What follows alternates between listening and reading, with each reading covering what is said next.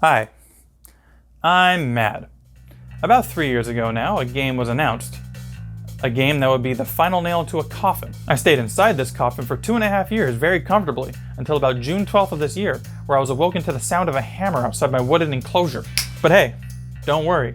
I have the strength of 7 finely toned apes, and easily burst out of my coffin to appear before you today to complain about this.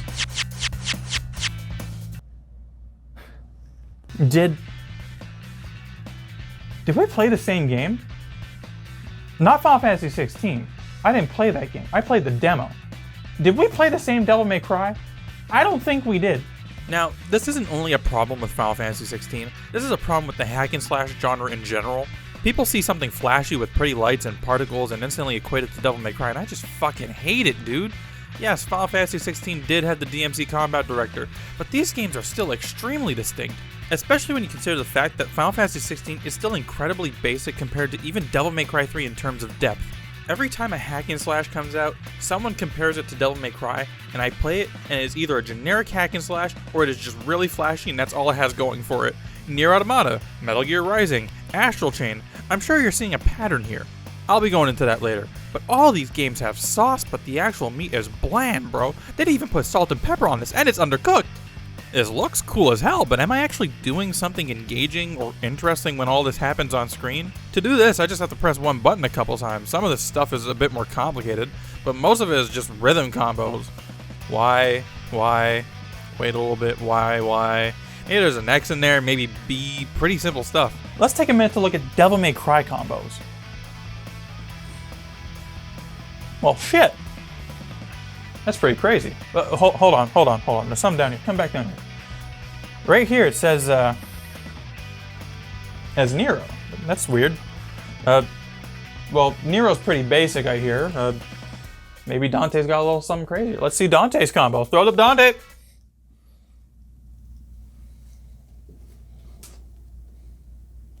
What the fuck? Now, obviously, I'm exaggerating a bit, but I really mean it by I really don't understand how anyone who's played Devil May Cry can even compare any game to it. This isn't me fanboying or having nostalgia. I only got into the series literally months before Devil May Cry 5 was announced in 2018, and I had played a lot of hack and slash games before Devil May Cry. And the only game to even kinda come close to it is Bayonetta. Devil May Cry is the game I was looking for decades, thinking it didn't exist when it was right there, right in front of me. I'd played hack and slashes before, 3D action games, character action, you name it, from The Legend of Zelda to Ninja Gaiden. Ninja Gaiden was probably the closest thing, but it was also Ninja Gaiden 3 on the Xbox 360, so you bet your ass I wasn't getting through the first level ever in my life, so that didn't go too far. I was 8 years old. So I was very hesitant on going through Devil May Cry when I first started. You know, it looked cool. I like Capcom games a lot, clearly. So I thought, why not? I'll play through these games and maybe these are the best hack and slash games ever made. There is no contest here, and I couldn't even begin to explain it entirely why these games clicked with me so well, and I didn't even understand it until I really sat down and thought about it. And I finally understood what it was. Devil May Cry is the 8-year-old boy's power fantasy.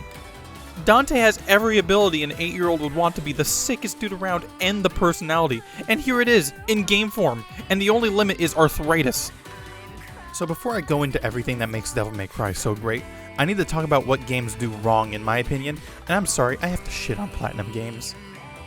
I don't know why you guys like this company so much. Every time these guys release a new game, there's a very vocal group of people who swear these guys' games are the best things to ever grace the metal inside the lightning box you chose this generation. And you wanna know what? I'm gonna say it. Platinum games are just alright. Yep, I said it. And Bayonetta is the best series they've done, because every other game they make is just flashy fun. These games don't feel like I'm doing anything engaging. Metal Gear Rising has the cool dismemberment tech, but it's just a gimmick. Its parry system is super generous in timing. I'd honestly say this game is extremely mediocre as a hack and slash. Weapon swapping is tedious, enemies aren't fun to fight. There's no need to actually vary up your combos. Where this game shines is obviously the boss fights and the soundtrack. These boss battles actually utilize game mechanics in an interesting way and are so over the top that you have fun just being there. Nier Automata, don't get me started here, man. This game's actual gameplay is fucking boring. It's just button mashing. The dodge is so lenient in this game that it made me realize that most Platinum games have this dodge. Bayonetta, Automata, Vanquish. I don't know why they add this dodge to like every game, but I've just started calling it the Platinum dodge because it's so boring. You're invincible through like the entire animation and it's easily spammable. Obviously, these get harder on harder difficulties. Whatever point still stands, it's a pattern with this developer, and I find it boring. You might be making ape noises. You might be hitting the floor with your fists. You may also even be throwing shit at your screen right now because you're a fucking monkey and you're reverting to your primal genes, saying, Snoozie, Devil May Cry trickster, ooga booga, ooga booga. And to that I say, yeah, I'll get to that. Wait a second, you impatient ape. Even other games like Asura's Wrath by Capcom are extremely boring as beat-em-up hack and slashes. It follows the DMC, Bayonetta, Nier, and others' example of having close-range attacks and a projectile weapon, and it's just really bland. Do I love that game?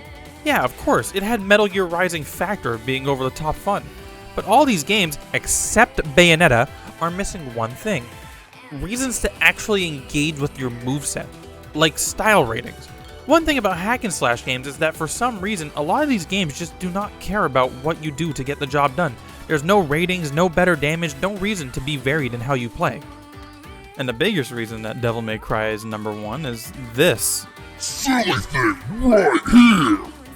The style meter was kind of just a cool addition at first in the first game, but by the time the third game came around, it really meant something to get an S rank, and in Devil May Cry 5, it gets even better.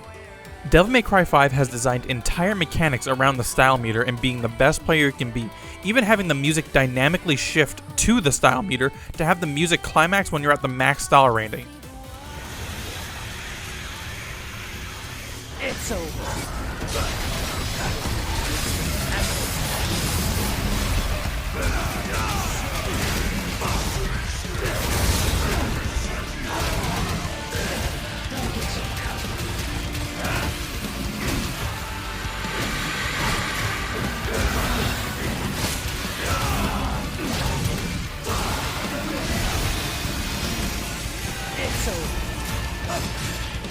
So this is the game I'll be mostly talking about. If I talked about DMC3, I'd be talking about how a hard game turns you into a man, or how DMC4 is such a broken game. The only way you can best describe it is the Super Smash Bros. Melee of hack and slashes. There is so much tech in this game. If you're okay with breaking your fingers for the sickest combo you've ever done in your life, this is the game for you. But Devil May Cry 5 is a different kind of cool. It's a game that balances both flashy presentation and actually needing skill to show off player expression. While not being the hardest game in the franchise, it's definitely the most well-balanced and well-rounded game in the series. Where if I did something cool in Metal Gear Rising, it could just be played entirely by button mashing and having a basic understanding of the parry mechanic. And that's fine, it's just not for me. If you say you prefer Metal Gear Rising to DMC, I'll be a little upset, but I'll understand as long as you don't say it's like DMC, because then I'll become a demon and bite your head off. To actually do something cool in Devil May Cry, you have to learn so many little mechanics. I won't be talking about V at all because I do like V, but I do have my problems with his implementation into this game. He doesn't really encapsulate what I love about Devil May Cry, and we'll be keeping this to the other three characters in this game to keep things rolling, okay? So Nero has the Devil Breaker mechanic, where he can have one of 8 different types of Devil Breaker on at any point, all doing different things. They all provide a wildly different use from the next, and they all change how you play the game because all these Devil Breakers are mapped to the B button, and you can't actively switch Devil Breakers without breaking one. All of them have a charged attack that when you hold the B button for long enough and let go, they'll do a huge attack that'll destroy the Devil Breaker in the process, moving you onto the next one in your list. The difficulty also comes from the fact that if you're hit while using one, they will also break, which means this is a resource you have to use properly. Next is Exceed, where every time you attack, there's about a 10-frame window at the end of the animation to press the L button to charge your sword, the Red Queen, by revving it like a motorcycle. It increases your damage and also changes the properties of some moves depending on your level from 1 to 3. Every attack has something called an Exceed window, meaning that to properly use Nero at his highest level, you need to learn almost every Exceed timing on his moveset. But it also gets better because in DMC5 there was also a new mechanic added where after you beat the game and Nero gets his arm back, Nero gets his old DMC4 grab back, but he also gets something new. Bringer Knuckle. So like Exceed, there's a window during every attack where you can press the right trigger to punch. So that means you can do this. The timing is different on every move, so again, this is such a huge mechanic based on one button, and you can mess it up by timing it wrong, which will cause you to grab the enemy. When in Devil Trigger, shooting will also cause you to shoot summon swords, and once again, you can do this during the animation of other attacks, so you can just spam summoning swords and the Bringer Knuckle, if you learn this, on top of Exceed. Oh, sorry, I also forgot. Not really, this is just a transition piece. Bringer Knuckle can also stop an enemy from being launched. Yeah, tired of dragging the enemy back? Don't worry, you can stop them from leaving in the first place with a Bringer Knuckle. Hey, you also get brand new combo routes because of this. And this is just Nero, dude! People in the DMC community rag on this character because he's not Dante, but he's still 10 times more complicated than anything you get in these fucking games. So how the fuck are we gonna say that Final Fantasy 16 is like Devil May Cry if this dude is just budget Nero? People were gassing this game up, telling me how cool this game is, so I played the demo, and it's a bunch of fucking nothing. Obviously, there's more skills and powers in the final game, and I played the demo once, but I tried to learn its mechanics, and honestly, these combo videos on Twitter are not looking much different than what I accomplished here after 30 minutes. Not even style switching has the tactile and convenient placing that Devil May Cry has. If I want to style swap as Dante, I just press the D-pad direction that corresponds with the style. If I want to swap in Final Fantasy 16, I need to press the buttons like I'm swapping weapons in Devil May Cry. Too bad they didn't leave that for actual weapon swapping, because guess what? This is the only weapon you have in this game. I looked up a moveset Domino, stop shaking! I looked up a moveset compilation for Final Fantasy 16, and here's a 20-minute video showing every move in the game. Hey, wait, 20 minutes? That's pretty decent. Well, that's cool. This guy also uploaded a DMC5 moveset video, and it's 36 minutes. On the surface level, maybe I was being a bit too harsh on Final Fantasy 16. 16 minutes of moveset gone is still 20 minutes of moves. Maybe Final Fantasy 16 is a decent game. Half of this video is doing one move and then doing it again on an enemy to demonstrate what it looks like versus how it's used. Also, after about the 3-minute mark, it's magic. All these moves are big attacks that are on cooldown, so you can't use them freely, and most of them are literally just cutscenes. Some of these moves last nearly half a minute. Yeah, so technically there's only about 10 minutes of footage of this game's moveset, give or take, compared to Dante's 36 minutes. Now, to be fair, Dante also has repeated moves for when he's in Devil Trigger for his melee weapons. I think personally that Devil Trigger on most of these moves substantially changes all their properties that it warrants it in most cases. But again, to be fair, I'll remove that too, and it roughly brings it down to about 28 minutes. Yeah, so the actual main combat of Final Fantasy 16 is mostly just pressing the square button, so this is your only actual sword combo. The rest of the game, as far as I can tell, is 90% magic cooldowns. Just because Final Fantasy 16 is easier to play doesn't mean that it's not as deep or not close to Devil May Cry. Snoozie, there's so much you can do in Final Fantasy 16. You're just biased. 1, wow, fuck you. 2, I am not biased. Oh my god, the only thing I want in this world is for another game to be like Devil May Cry. Do you fucking understand me? Final Fantasy 16 isn't even fucking close, and I can explain it to you in 2 mechanics. Okay? Two mechanics! In Devil May Cry 5, Dante has a new form he can take with Sin Devil Trigger. Sin Devil Trigger, or SDT, is a big risk-reward mechanic where you charge it with Devil Trigger. Devil Trigger on its own is an extremely valuable resource in every Devil May Cry game. It increases your damage, it heals you, increases your speed, unlocks part of your moveset that you don't normally have, so throwing it into your SDT gauge is more risk than reward because a full Devil Trigger gauge won't max out SDT. You need more from styling, so do you want to put it all in? Just half? This small little bar up here is responsible for a lot of on-the-fly thinking, and I think that's cool as hell. And while SDT is extremely powerful, once you enter SDT, you get an animation. You have to stay in it until you run out, to which when you do, Dante falls out and is unable to move for a second or two, which is dangerous. Except if you have a triple S ranking. This means you're being stylish, you're not being hit, you're playing the way the game wants you to, and it rewards you for varying up your offensive and defensive play.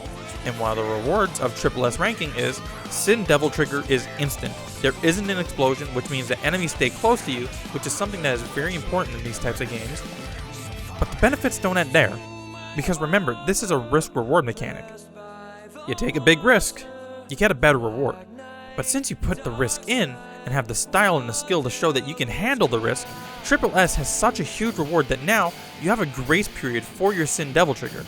When activated, you have about 3 seconds where you can do anything and instantly cancel SDT without any meter being used and not being forced to stay in it to waste it if you cancel in that window. This shit is so cool, dude.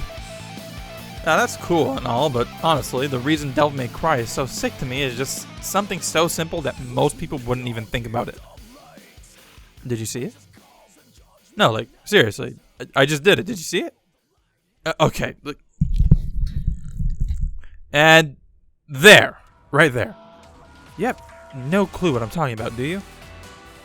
Fine. Okay. This is an enemy step.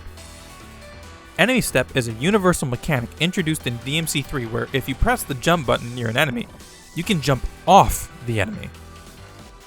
From what it looks like here, this isn't really much. You can just jump off the enemy. Cool, I guess, right? Wrong. This single mechanic changes the entire game. Yeah, Virgil has summon swords and judgment cut, Dante has style switching, and Nero has exceed. Hell, V even has familiars and a bunch of mechanics to his own. But one thing they all have in common is that they all have access to enemy step. And boy, does that mean a lot. Because enemy step isn't just for jumping off the enemy, it's for resetting, for jump canceling, for mobility, for damage, to extend combos, to make new combos you can even do without it, to flex, to style. This one mechanic single-handedly took Devil May Cry from, this game is cool, to this is the game. Like, this is the one. A lot of moves in Devil May Cry have a limit of being able to do it once before you have to touch the ground again to do it again. You can only do one Trickster air teleport before you have to touch the floor to do it again, but an enemy step counts as touching the ground. Every attack that needs to be reset can be done infinitely in the air if you can use enemy step. Trickster, Caliber, Shuffle. Maybe you want to just do this. Maybe you want to keep attacking but don't want to do the final attack of an air combo that'll send the enemy flying to the ground. You can enemy step and start a different combo or even do the same one again. The possibilities are genuinely endless. If you played Devil May Cry and thought it was just alright, I implore you to learn enemy stepping and how to use it and see how you feel after that. Now wait. I can see you typing a comment. I don't know why you guys always fucking do this, dude. I know that Final Fantasy 16 has an enemy step. I know that Stomp is a mechanic. And oh my god, they were so close. So fucking close, dude. When I found out that Final Fantasy 16 had Stomp, I actually got super excited. But I thought, it was way too good to be true. So I looked into it, and well, sadly, I was right. Wanna know why? Because Stomp has a 2-jump limit before you need to go back to the ground to reset it. That's right. The one thing that makes enemy steps so good, the fact that you can stay in the air endlessly and go to the floor when you want to, is not an option. You have to go back to the floor, you can't keep it going, eventually you will be back on the floor at no fault of your own, less player expression, less options, do not pass go, do not collect triple S style ranking. And this is why I keep excluding Bayonetta, because Bayonetta is actually designed like DMC, where styling is a big part of its game design, and it even has enemy step. I don't think it does what DMC is doing anywhere near as well. I think the first Bayonetta game is actually a very frustrating game if you ask me.